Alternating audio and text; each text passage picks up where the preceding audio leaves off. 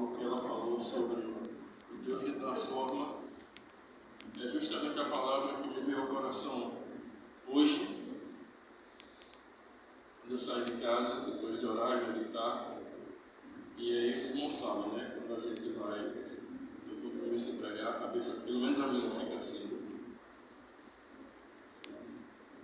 E muitas vezes, quantas e quantas vezes a gente chega aqui e o Senhor muda a direção.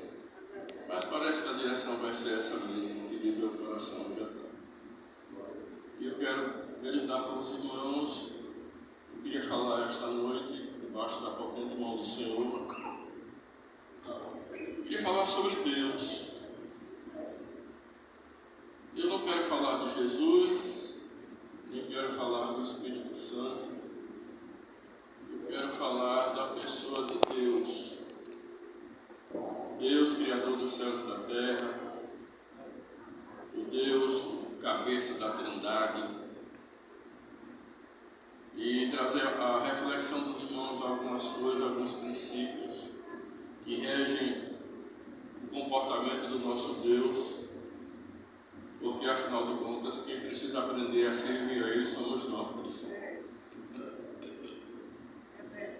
Há um mês atrás teve um congresso das mulheres, baseado no livro de Oséias, que era: sigamos e prossigamos em conhecer a Cristo. O servir a Deus é uma caminhada. Já ontem eu estava comentando com um irmão aqui na confraternização do coral, dizendo que não existe crente em produto acabado. Não existe esse crente em produto acabado. Até o seu último dia aqui na terra, você tem algo para aprender. Nem que seja perdoar. Quantas e quantas pessoas no leito de morte é que liberam o perdão? Um perdão que não liberaram a vida toda. Mas naquele momento, no momento da passagem, aprenderam a perdoar e a pedir perdão. Então, se alguém tem que aprender alguma coisa, somos nós. Principalmente com relação ao Senhor nosso Deus, que tem umas coisas que Ele gosta e tem umas coisas que Ele não gosta. E aí eu vou meditar com os irmãos aqui no livro de Isaías, capítulo 45. Vou ler alguns versículos, juntamente com mais alguns versículos, talvez, do Malaquias, não sei. Mas Isaías 45, na minha opinião, é o livro, é o capítulo, é o texto bíblico que mais Deus fala dele. E se tem uma coisa que Deus gosta, é Ele falar dele. E se tem uma coisa que o crente deve gostar, também é de falar dele. Quer ser igual a Cristo? Falar em Cristo é o jeito. Quer ter a mente de Cristo? Vai ter que aprender a gostar do que Ele gosta. E a não gostar do que Ele não gosta. Se quiser ser mais ou menos igual. E Isaías 45 é um texto muito propício para a gente ver isso. Eu vou ler alguns versículos juntos com os irmãos. Deus falando para Ciro, faz uma promessa que vai adiante de Ciro, mas eu vou diretamente para os versículos propriamente dito. Versículo 5 diz assim: eu sou o Senhor. Vamos começar a conversa assim. Entenda isso. Eu sou o Senhor.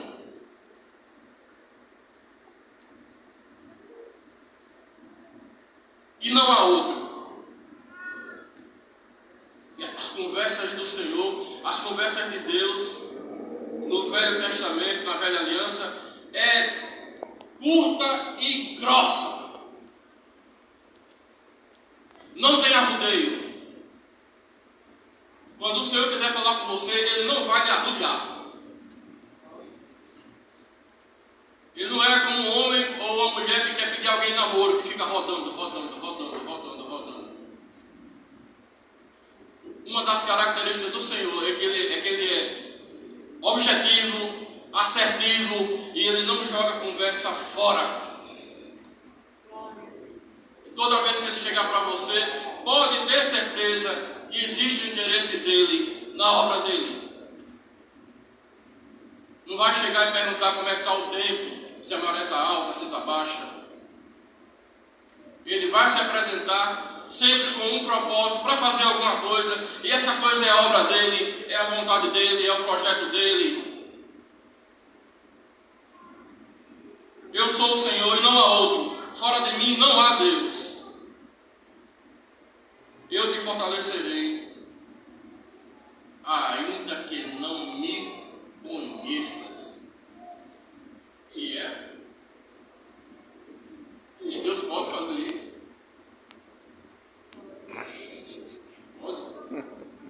Olha, irmãos, eu morro de medo.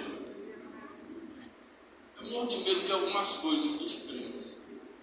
Eu, inclusive. É quando o crente deixa de dizer que Deus pode, para dizer que Deus vai fazer. Uma coisa, irmãos, é você falar que Deus pode fazer e Deus realmente não pode. Outra coisa é você dizer que Ele vai. E pode até falar, se for na direção do Senhor. Porque se não for, não é fé, é otimismo. Fé é diferente de otimismo. Fé mora no espírito, otimismo mora na alma. São coisas diferentes. A palavra diz assim: não digais amanhã faremos isto, Tiago, ou aquilo. Mas, se o Senhor quiser, faremos isto ou aquilo. Não presumais nada de vós mesmos. Tem que esperar pelo Senhor. Então, aquele crente que é agoniado no juízo, como eu já falei aqui outra vez, que as coisas é para ontem, e não sabe esperar pelas coisas do Senhor, vai passar por aquela máquina, que eu já falei, desagoniador do juízo. Vai aprender a deixar de ser crente agoniado do juízo. Vai aprender a esperar no Senhor. Quanto tempo? Sei não. Você quer esperar 25 anos por uma promessa, como Abraão? Ele é assim. Deus é assim. Fora de mim não há outro. Eu formo a luz e crio as trevas. Eu faço paz e crio o mal. Eu, o Senhor, faço todas estas coisas. Você pode ver Jeremias 45:5. Destilai ao céu dessas alturas, e as nuvens chovam retidão, abra-se a terra e produza-se salvação, e juntamente com ela brote a retidão. Eu, o Senhor, as criei. Quero falar essa noite sobre o Deus que transforma. O Deus que pega o que não é e transforma no que é. Eu já vi isso. O Deus que pega o último e coloca para ser o primeiro. Que pega o humilhado e coloca ele para ser exaltado. Aquele que chora para aquele que sorri. O Deus que transforma vidas, corações. A palavra do Senhor diz que o Senhor muda o coração dos povos. Ele muda. Muda! Se ele não muda, é porque não está querendo mudar. Mas poder tem de sobra. Glória a Deus, aleluia. Falou com Ciro, rei da Pérsia. Embora Ciro não o conhecesse, ainda chamou ele de ungido. Então, não é muito bom colocar regras, como é que Deus faz, como é que Deus deveria fazer. Desaprenda isso hoje.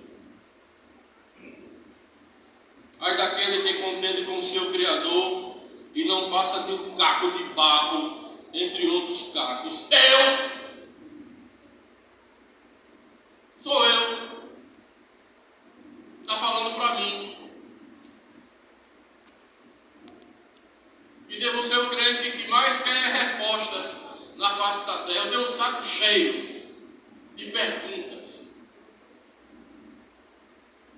Eu queria que ele respondesse também. E as principais perguntas e as piores são as que começam com porquê. Por que isso? Por que aquilo? Por que não foi assim? Por que foi assado? E quem quer perguntar por quê, ele quer uma explicação. Aí está difícil. Porque Deus não vai lhe explicar certas coisas. Muitas vezes vai dizer só você, basta você crer em mim. Só isso. Basta crer em mim, o resto é comigo. Mas a minha natureza carnal, terrena, questionadora, eu quero saber o porquê das coisas. E eu sofro 2 vezes mais. Mas eu pergunto. Perguntar não ofende? Eu pergunto, mas ele não responde, e quando eu respondo não é o que eu queria saber. Mas eu pergunto. Posso perguntar? Eu já sei que ele não me mata se eu perguntar. Não estou perguntando com arrogância, com soberba. Eu quero saber. Eu quero saber. Como Salomão disse assim, muita coisa eu já vi debaixo do sol. Eu já vi ímpios prolongarem seus dias na maldade e justos perecerem na sua justiça. O que é isso? Vaso ruim não se quebra. É a versão bíblica do vaso ruim não se quebra. Fulano era tão bom, morreu. E fulano é ruim, não vale nada e está vivo, morreu com 100 anos. E aí? Eu quero saber por quê. Ele não vai saber não. Por que ele abençoa fulaninho? Essa pergunta eu fiz há 20 anos. Eu era representante de remédio. Estava empregado, ganhava 10 salários mínimos, 2 carros na garagem. E tinha um amigo meu de infância, criado comigo ali no Tempo Central, na IEDR. Coitado, ele nem sabe dessa história. Mas ele, do ponto de vista de testemunho de crente perante os colegas de trabalho, não era um bom testemunho. Não como crente em Jesus, mas dentro do ambiente. Olha, irmão, eu sou falador. Eu nunca vi um ambiente para mudar tanto os crentes num ambiente de empresa. E na igreja é uma coisa e na empresa é outra. Com medo de perder o emprego. E muitas vezes faz o seu discurso como o discurso do sistema e prejudica os seus próprios irmãos. Eu vi isso várias vezes. Eu fui perguntar ao Senhor por que é que fulaninho, que tinha essas características,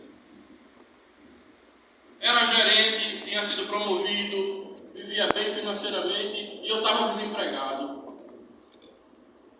E aí você vai fazer aquela sua autojustificação, a mesma que Jó tentou fazer. Eu sou um crente fiel, vou para a igreja, eu dou o dízimo, eu sou casado, eu sou um bom pai, eu sou isso. Como se isso fosse mover a mão do Senhor. Mas é para o seu coração que o Senhor põe. E o Senhor disse, deixe fulaninho comigo e trate você comigo. Que o Evangelho é pessoal e intransferível. Romanos 14:12 diz, cada um de nós dará conta de si mesmo a Deus. Deixa fulaninho lá. Quando o Senhor foi dizer a Pedro que Pedro ia ficar velho, que iam conduzir ele pela mão, e diz a palavra, e Jesus dizia isso a Pedro, dizendo com que tipo de morte ele haveria de morrer. Aí Pedro, eu devo ser descendente de Pedro. Pedro, quando ouviu aquilo, disse assim, e dele? Ora, a conversa do Senhor era com quem? Com Pedro.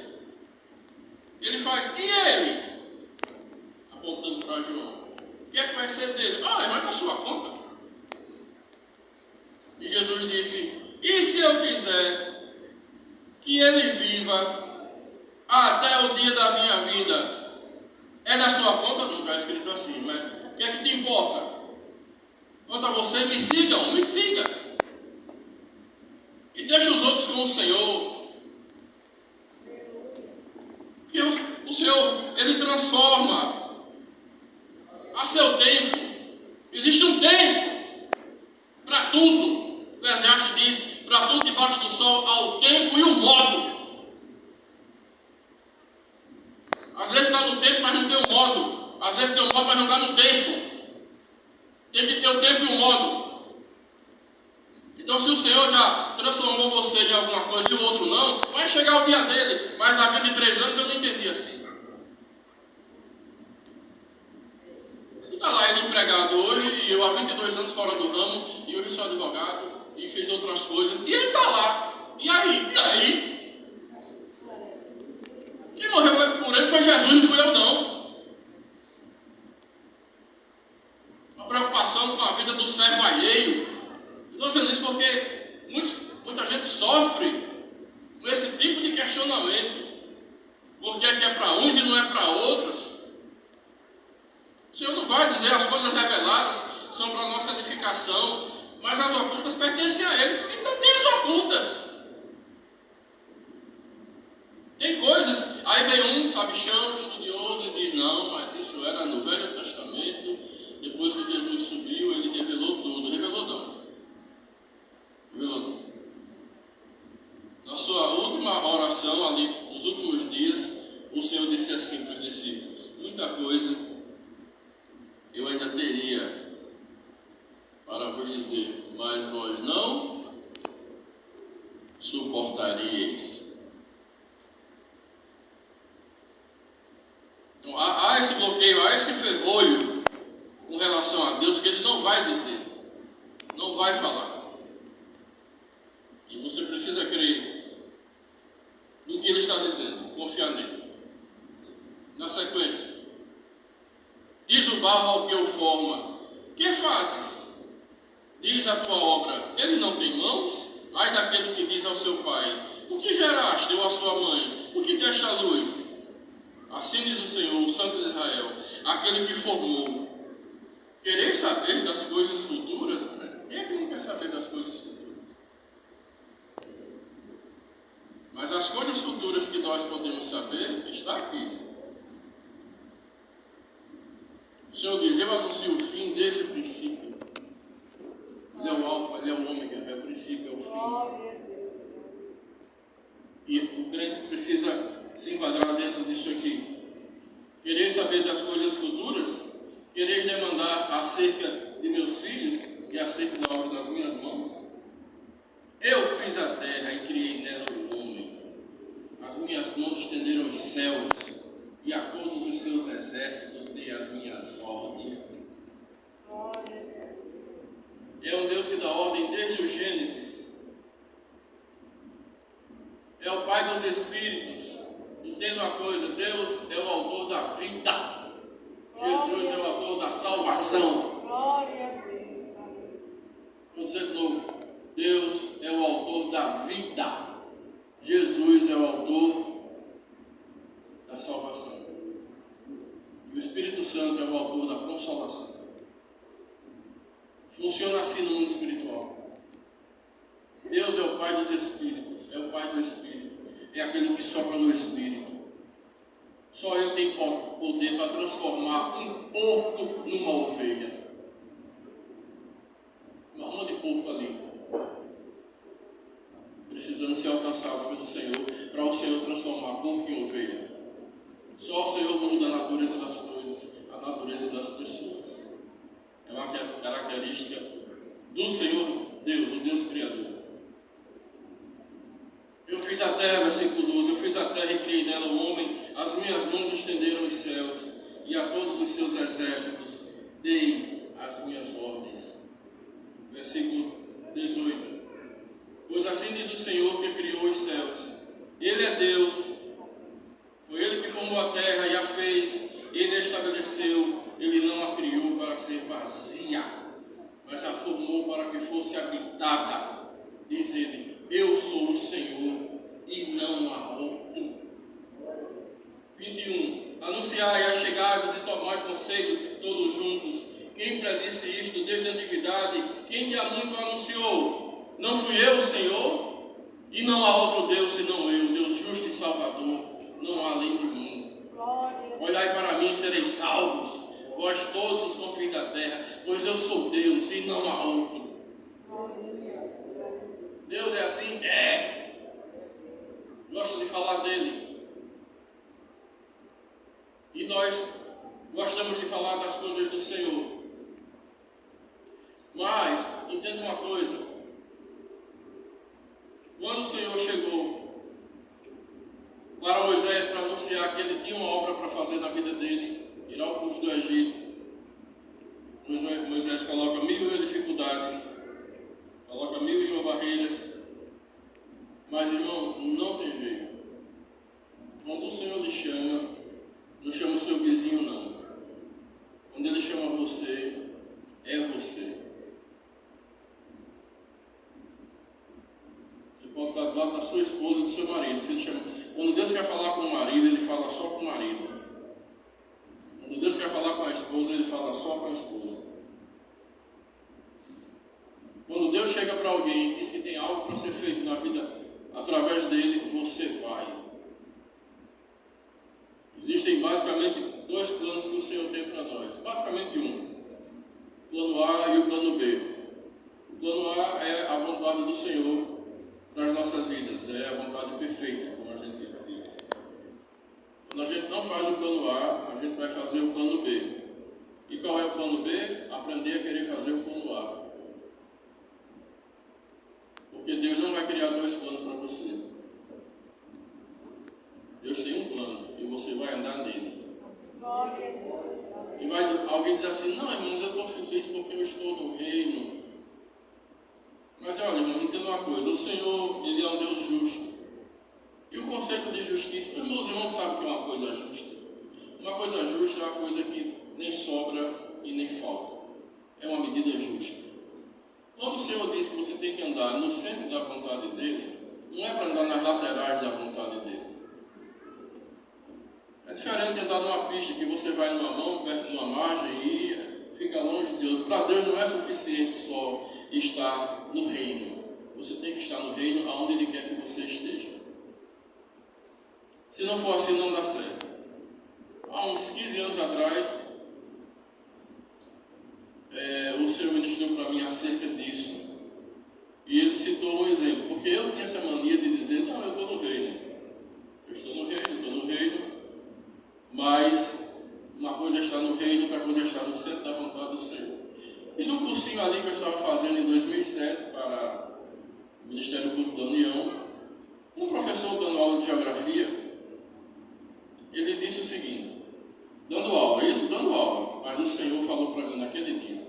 Ele disse assim: de Fortaleza até a Bahia, nessa faixa litorânea de 20 quilômetros para dentro, predomina uma terra, um tipo de terra chamado solo massapê. Essa terra é a terra ideal para a plantação da cana-de-açúcar. Os irmãos vêm aqui em Estigos, em Goiânia, vai até Pernambuco, os irmãos veem plantações de cana.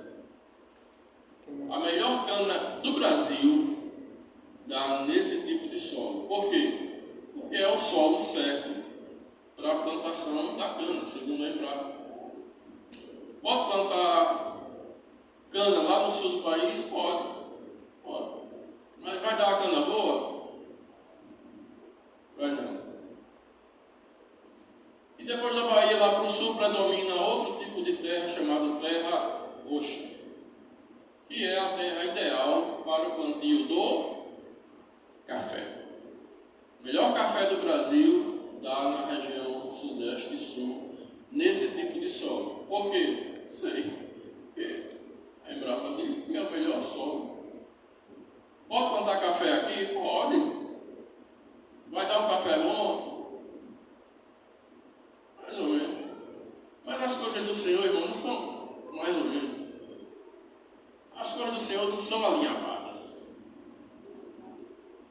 Então, para você dar o bom fruto, isso o professor dando aula e o Senhor falando aqui, para você dar o bom fruto, você tem que estar exatamente na terra que eu quero, no lugar que eu quero. Ele é assim, ele é assim. O Senhor é assim. Tem que estar no centro da vontade dele, senão não dá certo. Fica um crente insosso, ensaboado. Pai Senhor, Pai Senhor. A igreja canta, ora, oferta, dizima, pula, né? O pastor diz aqui, pula no pé só. Mas quando você aperta e vai sair alguma coisa, sai nada. Porque não está afirmado no solo certo. Entenda isso. Às vezes, irmãos, a gente inventa conceitos bíblicos, doutrinários, e quando você menos espera, você está afastado do centro da vontade do Senhor. E as coisas não dão certo na vida, e você não sabe por quê. Deus ele se move por princípios, e esse é o princípio dele. E aqui, para não estender muito, eu quero ir lá em Malaquias 3. Mas Malaquias 3 é o texto preferido para falar de dízimo, né? Mas existem outras verdades maiores, e eu quero abordar outra coisa junto com os irmãos. Malaquias 3. Mais uma característica do nosso Deus, diz assim no próprio do versículo 5, 6. O Senhor diz assim: olhe só como é o pensamento de Deus. Olha só.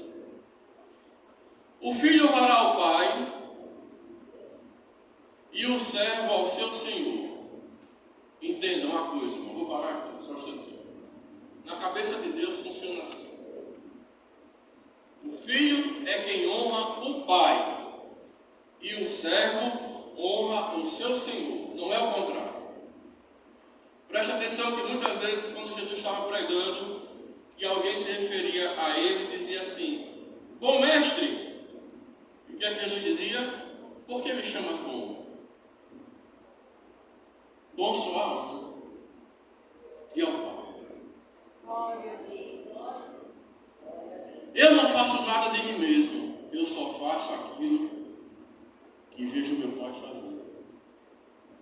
Todas as vezes que queriam endereçar a glória para Jesus, ele transferia para o Pai, porque o Filho honrará o Pai. Não é o Filho que dá vida ao Pai, é o Pai que dá vida ao Filho. Isso é lógico, não quebra isso não. Honra teu pai e tua mãe para que te sejam longos dias na terra, não quebre isso. Meu pai é ruim, minha mãe é ruim, é seu pai. Ela é ruim, é sua mãe. Você está aqui por causa deles. É o mínimo. Vai orar para o Senhor transformar. Deus é o Deus que transforma. Que transforma porco e ovelha. Que sopra um espírito novo no coração das pessoas. Uma coisa é uma coisa, outra coisa é outra coisa. Honra pai e mãe é a sua parte.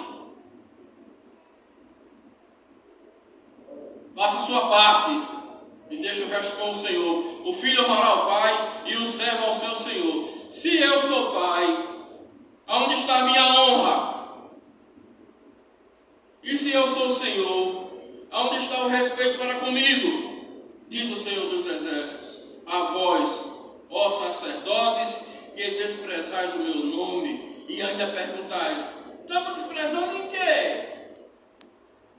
Bom, os irmãos vão ver aqui umas 3 perguntas. Pergunta característica de quem não tem a menor noção do que está acontecendo. Eles estavam tão envolvidos já com a corrupção do sacerdócio, já aqui perto do nascimento de Jesus, estavam tão acostumados, esculhambando o sacerdócio, trazendo pão duro, pão mofado, animal doente, coxo, cego, para oferecer ao Senhor. Quem deveria estar zelando pela obra do Senhor, pela palavra do Senhor, eles mesmos estavam esculhambando. Por isso que ele vai chamar ele de ladrão. E ladrão não é só o que tira, não, é o que não devolve um direito. Quando você não dá honra e louvor ao Senhor, está roubando o direito dele de ser adorado, de ser glorificado. E isso ele quer de nós. Essa é a questão da figura do ladrão de Malaquias. E Deus está reclamando dos sacerdotes que deveriam ter uma postura e uma conduta e estão avacalhando o negócio. E a palavra diz: quando virem que a corrupção está no santo lugar, levanta-os lá para o céu, que a vossa redenção está próxima. Os irmãos veem o evangelho corrompido hoje, sim ou não? Sim. Misturado, achocolatado. Um evangelho mais milkshake, para ficar mais palatável, não tem. O evangelho é esse, não dá ibope não, dá não. O evangelho é mensagem dura e seca, só trata de duas coisas: vida e morte. Esse livro todinho aqui, todinho, de capa a capa, ele só trata de duas coisas: vida e morte. Não é um discurso bonito, não é. Esse evangelho achocolatado, cuidado. Aí vai o sacerdote e diz: nós estamos me roubando em quê? Versículo 17: enfadais ao Senhor com as vossas palavras, e ainda perguntais: ele está enfadando em quê? Está tão envolvido, tão cego com o que está fazendo, que não sei o que está fazendo, mas está fazendo. E o Senhor está reclamando. Vocês estão me enfadando em quê? E por aí vai. Versículo 7 de Malaquias 3: desde os dias dos vossos pais vos desviaste dos meus estatutos e não os guardastes. Tornai-vos para mim e eu tornarei para vós, diz o Senhor dos Exércitos. Mas vós dizeis: a gente tem que tornar em quê? Estão desprezando em quê? Estão roubando em quê? E esse é o sentimento que antecede a vinda do Senhor. Um pastor aqui, o Elenais, me pregou muito bem, falou um dia: o grande sinal que vai acontecer antes que antecede a vinda de Jesus, além dos sinais geográficos e políticos e econômicos, fome, peste, reino contra reino, pai contra filho, filho contra pai, sinais sociais, é a apostasia. Apostasia, para chegar na apostasia, primeiro tem que ter um esfriamento. Para que haja um esfriamento, primeiro precisa ter um pré-questionamento. E aí vem o principal elemento inimigo da fé, que é a dúvida. Tiago 1 diz: aquele que não tem sabedoria, peça a Deus que dá gratuitamente. Peça, porém, com fé, não duvidando. Porque aquele que duvida é semelhante à onda do mar, impelida e agitada pelo vento. E aquele homem que ouve as palavras e não as pratica é semelhante ao homem que se olha no espelho, vê lá a barba dele, e depois, quando sai do espelho, não sabe mais como era o rosto dele.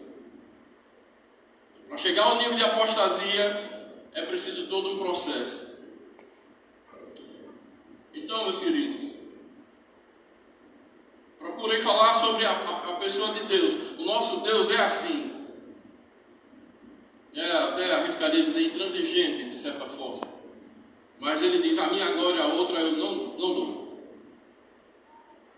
Fora de mim não há outro. E nós temos que servir ao Senhor dessa forma, entendendo como é que ele pensa, como é que ele gosta, como é que ele quer, procurar fazer a vontade do Senhor. Para que o Senhor possa fazer nas nossas vidas as transformações necessárias que ele tem que fazer, como tem feito em mim e na vida de muitos. Era a reflexão que eu queria fazer, mas eu queria a permissão do pastor Rubens fazer uma oração. Eu creio no Evangelho com obras. A palavra é poderosa, sim. Ela pode transformar. Mas eu creio no poder da oração também. E assim, eu sei que os dias são maus, e as guerras espirituais são muito grandes, e as guerras se dão em nível, muitas vezes, da mente. Certas palavras que vêm querer roubar a sua paz, o seu sossego, e vem querer desviar o seu foco do Senhor, e não deixa você se concentrar. E eu queria pedir autorização para colocar uma cadeira aqui. E vou chamar os irmãos para orar. Quem quiser que o Senhor faça hoje uma mudança, uma transformação, o Senhor tem poder para fazer. Fez em mim muitas vezes e vai fazer, e vai continuar fazendo. É o trabalho dele, nós somos o povo dele, estamos em família, estamos no nosso lugar. Eu não sou a favor de que você entre de um jeito e volte do mesmo jeito. E eu creio que o Senhor pode hoje transformar o coração de alguém. Então eu vou descer, vou pedir para botar uma cadeira aqui e vou pedir a alguns irmãos para orar. Quem quiser pode vir se sentar aqui.